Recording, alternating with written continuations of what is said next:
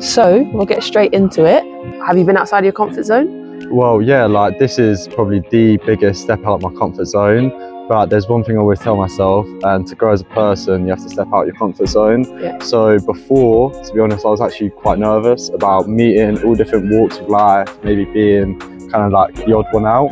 But then getting here and getting to meet everyone here, it's been really nice. And like being able to make friends and just bounce off each other and have laughter and listen to music and all of that has been really, really great.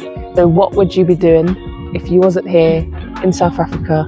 What does life look like for Austin at home? It's like Groundhog Day, so it's quite similar every day, but I would be waking up, going for a run, and then kind of just cooking food and maybe meeting with my friends. Yeah. There's not really much that I do, to be honest. It's not like I go to education right now or work, so it is quite repetitive. Am I right in saying that's part of your story in terms of you applying for the bursary and why you was awarded it? Because being a care leaver, sometimes life's a lot tougher.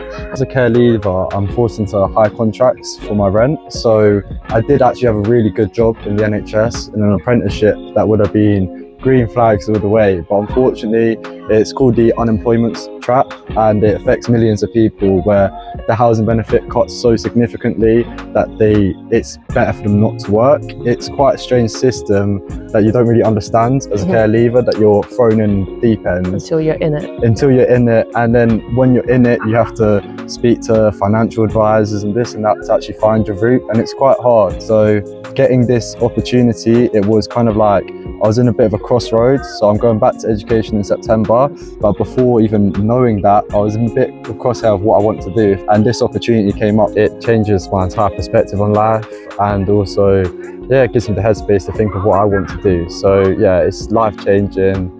And I grow so much. Like I've already grown quite a bit, but I've still got 2 more phases. Yeah. So I will grow so much into a new person. So I'm excited to see it and see how my life ends up. And a lot to look forward to. Yeah, a lot to look forward to. What are you most proud about yourself and your achievements? I'm most proud about just like continuing pushing. Like when I heard this whole award stuff again, it was all really nerve-wracking. But I kept on going, and then coming out here, there's low days, and that's the same with life as well. But it's just that mindset of just keep on going, because hurdles keep on coming up, especially outside of all of this.